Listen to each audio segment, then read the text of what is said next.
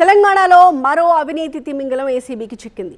Medchal deputy collector Vamsi Mohan అక్రమార్జన ఇప్పటికే 100 కోట్ల మార్క్ని దాటేసింది. ఇంకా ఏసీబీ సోదాలు కొనసాగుతూ ఉన్నాయి. కంచే చేను వేసినట్టు సీలింగ్ ల్యాండ్ని స్వాహా చేసిన వైనాలు తనిఖీల్లో తడుకుమన్నాయి. సెంచరీ కొట్టే పోస్టు తమదన్నట్టుగా కొందరు ఆఫీసర్లు అవినీతిలో ఇట్టే 100 కోట్ల మార్కు దాటేస్తున్నారు. ఒకరో ఇద్దరో కాదు, ఒకరెనక ఒకరు మందకు మందలా మోపయ్యారు. ఇట్టాంటోళ్లు అందరిలా అన్నం తింటారా లేక లంచం మాత్రమే తింటారా? కోట్లల్లో ఈ నోట్ల కట్టలేంట్రా బాబు. ఇంట్లోనే ఇంత సొమ్ముందంటే ఇంకా బ్యాంకుల్లో బినామీ ఖాతాల్లో ఇంకెంత సొమ్ము మూలుగుతుందో కదా అని జనం నివ్వెరపోతున్నారు.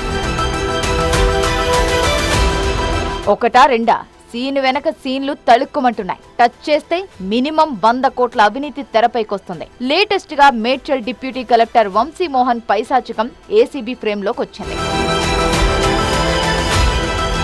లంచాలు మేస్తూ 100 కోట్లు కూడబెట్టిన అక్రమార్కుల భరతం పడుతోంది తెలంగాణ ఏసీబీ. ఆదాయానికి మించి ఆస్తులున్నాయనే పక్కా సమాచారంతో మేడ్చల్ డిప్యూటీ కలెక్టర్ వంశీ మోహన్ ఇంట్లో తనిఖీలు చేపట్టారు ఏసీబీ అధికారులు. వంశీ మోహన్ 2019 నుండి 2023 వరకు శేర్లింగంపల్లి తహసీల్దార్గా పనిచేశారు. అప్పటి నుంచి రియల్ ఎస్టేట్ వ్యాపారులతో కలిసి అక్రమ వ్యాపారం చేసినట్టుగా ఏసీబీ గుర్తించింది. సీలింగ్ ల్యాండ్ ను తన పేరిట రిజిస్టర్ చేసుకున్నాడనే డౌట్ తో కూపీ లాగితే 100 కోట్లకు పైగా అక్రమాస్తుల డొంక కదిలింది. అబ్దుల్లాపూర్ మేట్లోనే 8 ఎకరాల సీలింగ్ ల్యాండ్ ను తన పేరిట రిజిస్టర్ చేసుకున్నట్టు తేలింది. ఆ డాక్యుమెంట్స్ తో పాటు శేర్లింగంపల్లి 10కి పైగా ఫ్లాట్లకు సంబంధించిన పత్రాలను స్వాధీనం చేసుకున్నారు ఏసీబీ అధికారులు. అబ్దుల్లాపూర్ మేడ్చల్ సహా మొత్తం 9 ప్రాంతాల్లో ఏకకాలంలో తనిఖీలు చేపట్టారు. అటు గుంటూరులోని వంశీమోహన్ మామ ఇంట్లోనూ తెలంగాణ ఏసీబీ అధికారులు సోదాలు నిర్వహించారు.